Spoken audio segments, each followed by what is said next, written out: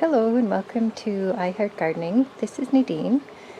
Today's video will be a tour of my houseplants that I have outside for the summer and of plants that I've bought for outside in the summer that I hope to overwinter inside. This is on my front porch, and let's start with these two beauties. I bought these succulent planters that I think are just gorgeous. And I've actually not grown succulents before. I'm not very familiar with them, but these are absolutely beautiful. The colors on them are amazing, and they make a very striking presentation at the front door. So I'm hoping I can keep these and overwinter them and use them again next year. I don't know, maybe. And here I've bought a Meyer lemon, and I hope to do the same thing with this one, bring it inside for the winter. I've got a few of my house plants growing in planters. This one is gardenia. I bought this one, it was a small, maybe 3 or 4 inch pot, and inside the house was not doing very well. Leaves were yellowing, dropping off, flower buds were dropping off, and it just needed more moisture, more consistent moisture. So I've got it in a bigger pot now, and it actually seems to be doing really well out here. It's putting on lots of new growth and looks really happy. And you can see I've got it in a big pot. So this one I hope to bring inside again to overwinter. So my plant room is going to be very full with all these bigger plants. In this planter I've got a cutting of ivy there. This one's growing pretty slowly, but it's doing okay out here. And then I've got another ivy cutting here. This one's doing a lot better, and I think looks quite nice in this planter. I've got a window box planter on my gate, and in the center here I've put an oxalis that I had growing inside. Actually the plant's doing well. Here you can see it's got lots of blooms on it. Maybe I can dig this up and bring it inside over winter, I'm not sure. Not 100% I would put it in this kind of a planter again. It kind of gets lost in there, but it matches, it looks pretty. And if I dig this up and bring it inside, I'm going to have to be careful about bringing bugs inside. So any plants I do bring inside, I'll probably have to isolate and treat with some maybe insecticidal soap so I don't bring in things like aphids.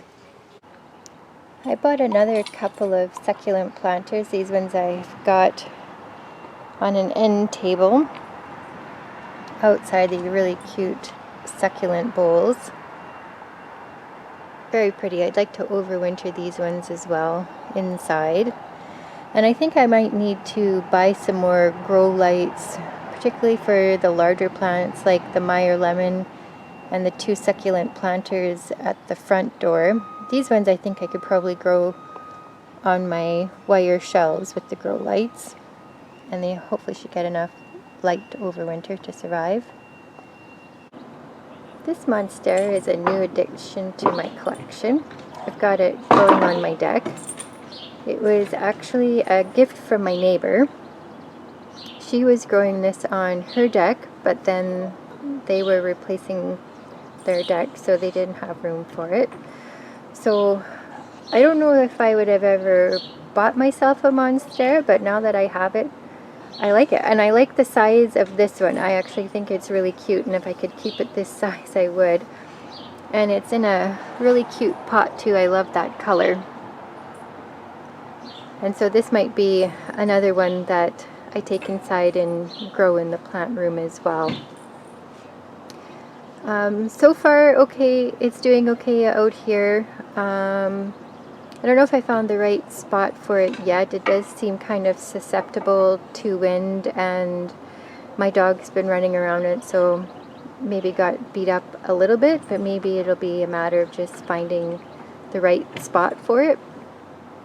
This is on a north-facing deck, so it doesn't get too much bright or too much hot afternoon sun, and that might be the key for the houseplants, is keeping them in a part sun area so they're not getting sun scorched. All the ones on my front porch are kind of protected by an overhang, so I don't think they'll get damaged out there at all. They won't get the hail, the rain, the wind. Yeah, this monster I might have to put somewhere up front too to keep it protected. I've moved inside to my plant room because I did want to give you an update on my Gloxinia. In a previous video, I talked about this Gloxinia and how it had bloomed pink for me one time and purple for me another time. And now it's actually blooming both. I've got pink blooms on this side, and I've got purple blooms on this side, and I've got a lot of them. There's lots of flower buds as well, so there will be more to come. Now, I've discovered the reason for this, and it was my aunt who informed me that the pink bulb or tuber, I'm not exactly sure which is the correct way to refer to it for Gloxinias. The pink one did belong to my great-grandmother, so I suspect that one is at least 35 years old. And then my aunt later added the other bulb, which is the purple one. So I'm not sure the age of that one. But I do remember when I repotted that these tubers were quite big, like the size of potatoes. And you can see how large the leaf is, like it's bigger than the size of my hand. And this leaf over here is even bigger. It's actually quite large.